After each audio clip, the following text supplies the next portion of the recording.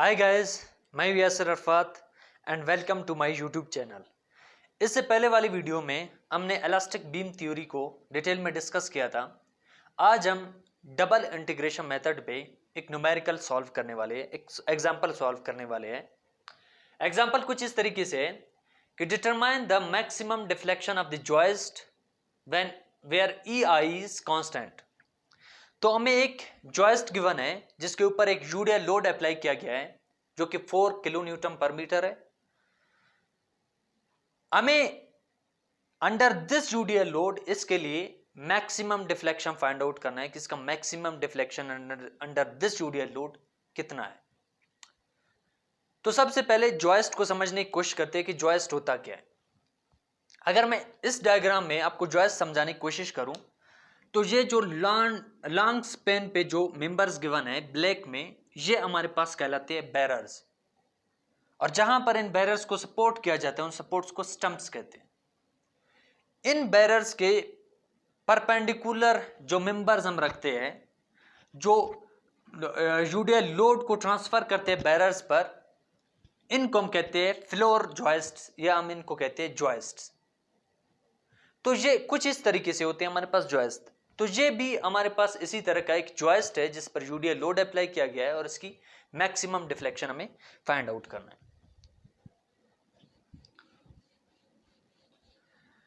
तो इसके लिए जो हमारे पास जनरल डिफ्लेक्शन इक्वेशन है दैट EI d का square y divide by dx का square is equal to m।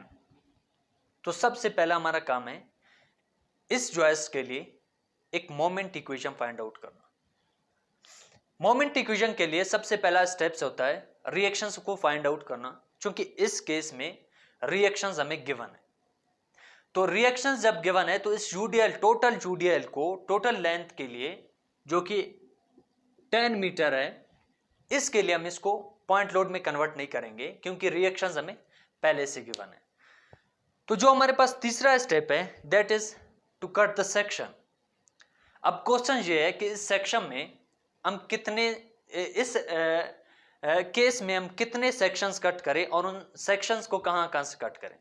तो इसके पीछे कंसेप्ट ये है कि through out the Spain, through out the length of the beam, जितनी दफा आपका लोड वेरी करेगा उतने टाइम्स अपने सेक्शंस कट करने।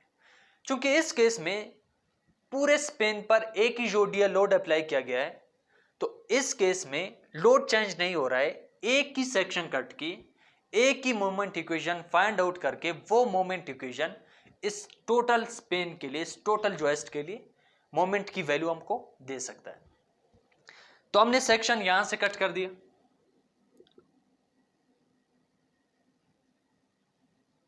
सेक्शन कुछ इस तरीके से कट कर दिया।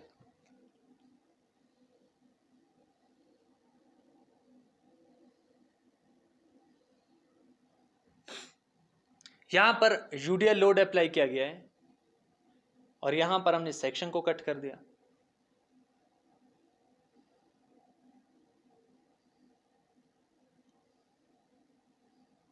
ये कुछ इस तरीके से बन गया। ये हमारे पास कितना है 4 किलो न्यूटन पर मीटर है और यहां पर एक रिएक्शन लग रहा है जो कि 20 किलो न्यूटन है। रिएक्शन हमारे पास 20 किलो न्यूटन है। सेक्शन हमने लेफ्ट से कट किया है, तो यहां पर एक शेयर फोर्स लगेगा डाउनवर्ड और यहां पर एक मोमेंट लगेगा mx एंटी क्लॉकवाइज, क्योंकि हमने सेक्शन को लेफ्ट से कट किया है। और जहां से हम सेक्शन कट करते हैं उसका डिस्टेंस हमेशा ओरिजिन से x के बराबर होता है। तो इस केस में इस यूडीएल को हम कन्वर्ट करेंगे पॉइंट लोड में। तो कैसे करेंगे, 1 मीटर पे 4 किलो न्यूटन लोड लग रहा है। At 1 metre 4 kilo newton load is applied.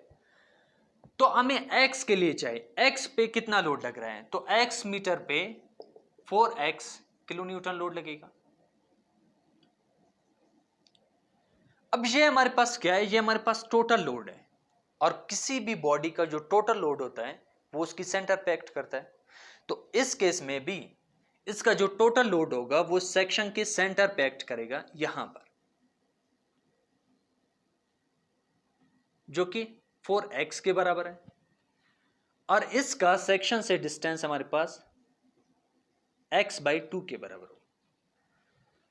अब सारी चीजें कंप्लीट हो गए। अब हम क्या कहते हैं, टू फाइंड mx, हम कहते हैं कि at this section the summation of moments will be equal to 0 because our joist is in equilibrium. तो summation of moment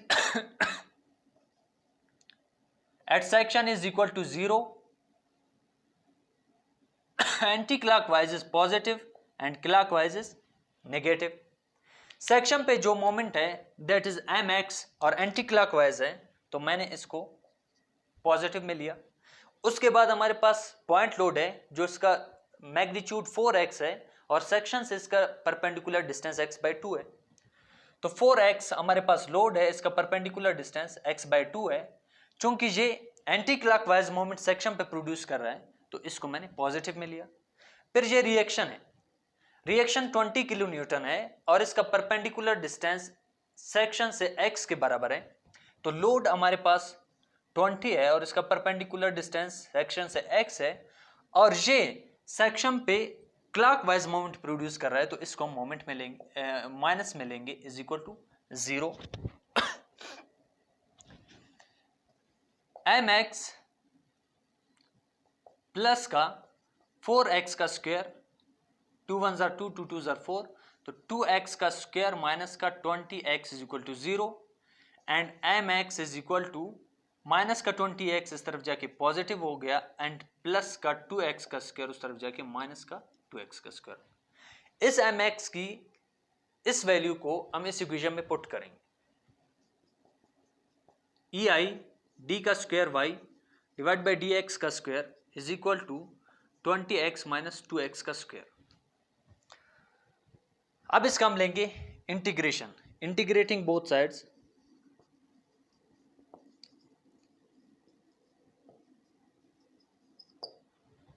E I हमारे पास कॉन्स्टेंट्स है, एज इट इज रहेंगे। इंटीग्रेशन ऑफ डी का स्क्वायर अपॉन डी एक्स का square Y, एक D X D upon D X cut जाएगा तो यहाँ पर D Y by D X बचेगा and this is equal to 20x minus 2x का स्क्वायर और प्लस का c1। c1 is what, integral constant. Sorry, इसका इंटीग्रेशन हमने नहीं लिया, इंटीग्रेशन लेंगे। 20 हमारे पास कांस्टेंट है, x का इंटीग्रेशन x का स्क्वायर डिवाइड बाई 2 माइनस 2 हमारे पास कांस्टेंट है x की 3 डिवाइड बाई 3 प्लस का c1। इसको मैंने इक्वेशन ए का नाम दिया।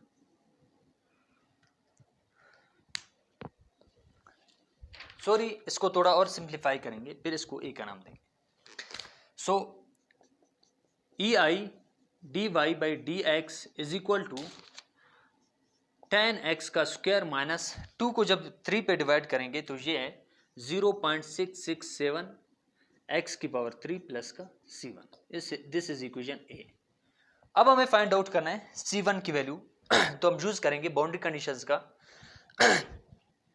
इस केस में हम कहते हैं कि जो हमारे पास स्लोप होता है, स्लोप कहां पे 0 होता है, इन सिंपली सपोर्टेड बीम। जहां पे मैक्सिमम डिफ्लेक्शन होता है वहां पे स्लोप 0 होता है। तो इस केस में सिमेट्री की वजह से जो मैक्सिमम डिफ्लेक्शन है that is on centre, centre पे हमारे पास मैक्सिमम डिफ्लेक्शन है। तो total length of this span 10 metre है, सेंटर कहां पे होगा, 5 मीटर पे होगा, 5 मीटर पे होगा। अब इस केस में अगर मैं बाउंड्री कंडीशंस को यूज करूं तो मैं कुछ इस तरीके से लिखूंगा कि at x is equal to 5 metre dy by D x, जो कि हमारे पास स्लोप है, थीटा है, दैट इज इक्वल टू 0।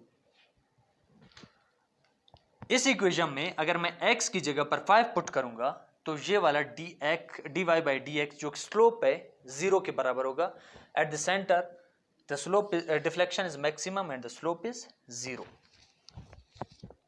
तो फिर हम क्या करेंगे, इस इक्वेशन में x की जगह पर 5 पुट करेंगे, ये टोटल 0 बन जाएगा।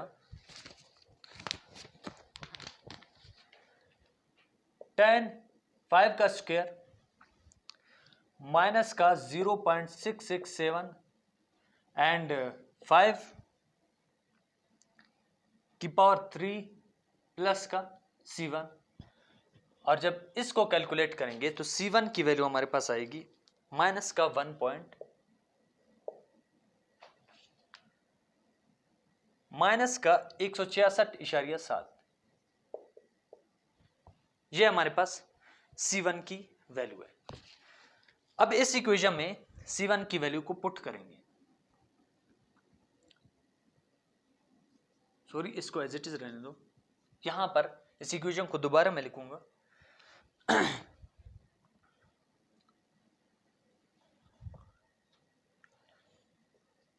EI dy by D x is equal to 10x का स्क्वायर माइनस 0.667 x की पावर 3 एंड माइनस का 166.7।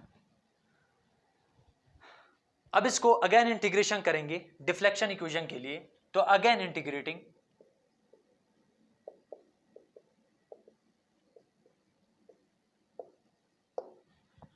EI हमारे पास कांस्टेंट है, जब इसका इंटीग्रेशन लेंगे d upon D x cancel हो गए, जस्ट y बच गया। 10 हमारे पास कांस्टेंट है, एक्स स्क्वायर का इंटीग्रेशन x की 3 डिवाइड बाई 3 माइनस 0.667 हमारे पास कांस्टेंट है, x की 3 का इंटीग्रेशन x की 4 डिवाइड बाई 4 माइनस 166.7 हमारे पास कांस्टेंट है, और इसका इंटीग्रेशन इसके साथ जस्ट x लगेगा एंड प्लस का C2।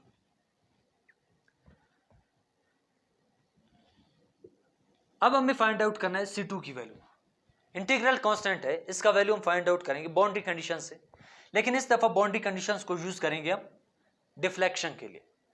तो हम क्या कहते हैं कि जो हमारे पास सिंपली सपोर्टेड बीम होता है जिस तरह का भी लोडिंग हो, सपोर्ट्स पे हमारे पास डिफ्लेक्शन 0 के बराबर होता है। तो सपोर्ट्स कहां पे है? 0 और 10 मीटर पे। तो हम बाउंड्री कंडीशन कुछ इस तरीके से यूज करेंगे कि at x is equal to 0 or x is equal to 10, in both cases the deflection is equal to, deflection जिसको हम v से भी रिप्रेजेंट करते हैं और y से भी करते हैं, is equal to 0। तो जब मैं इस इक्वेशन में 0 पुट करूंगा तो डिफ्लेक्शन मेरे पास 0 हो जाएगा, तो ये 0 हो गया। x की जगह पर 0 पुट किया, ये 0 एंड दिस आल्सो 0 प्लस का C2 and C2 is equal to 0। तो ये हमारे पास क्या है? C2 की जगह पर जब मैं 0 पुट करूंगा तो ये हमारे पास क्या है? डिफ्लेक्शन इक्वेशन है। लेकिन हमारा क्वेश्चन क्या है कि हमें मैक्सिमम डिफ्लेक्शन फाइंड आउट करना है। तो इस केस में मैक्सिमम डिफ्लेक्शन कहां पे होगा? सेंटर पे। टोटल लेंथ हमारे पास 10 है, तो सेंटर तक का लेंथ हमारे पास यहां से यहां तक का 5 मीटर होगा, या यहां से यहां तक का 5 मीटर होगा। तो अगर मैं इस इक्वेशन में x की जगह पे 5 पुट करूं और इसको कैलकुलेट करूं तो that will be equal to maximum deflection. तो मैक्सिमम डिफ्लेक्शन के लिए हम क्या करेंगे?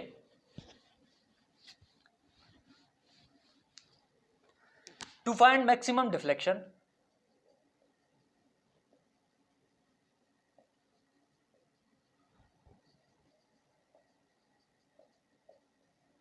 put x is equal to 5 in equation B।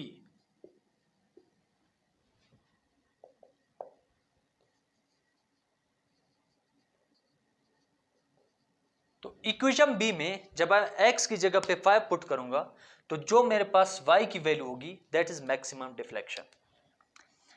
EI हमारे पास कांस्टेंट्स है, y इज इक्वल टू 10 5 का क्यूब डिवाइड बाई 3 माइनस का 0.667 5 की पावर 4 डिवाइड बाई 4 माइनस का 166.7 एंड दिस इज 5। और जब मैं इसको कैलकुलेट करूंगा, इस पूरे स्टफ को जब मैं कैलकुलेट करूंगा तो मेरे पास जो वैल्यू आएगी दैट इज 521 माइनस का 521 आएगा।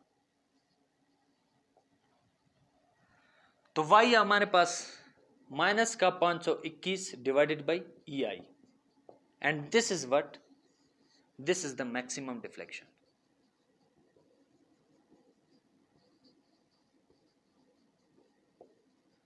और यही हमारा क्वेश्चन था कि इस जॉइस्ट के लिए अंडर दिस यूडीएल लोड इसकी मैक्सिमम डिफ्लेक्शन कितनी होगी, 521 अपॉन ई आई। अब ई आई की वैल्यू यहां पर पुट करो और इसको डिवाइड करो इस पर, तो जो y की वैल्यू होगी दैट इज मैक्सिमम डिफ्लेक्शन। तो आज की वीडियो लेक्चर में इतना ही काफी, मिलेंगे नेक्स्ट वीडियो में विद अनदर एग्जांपल।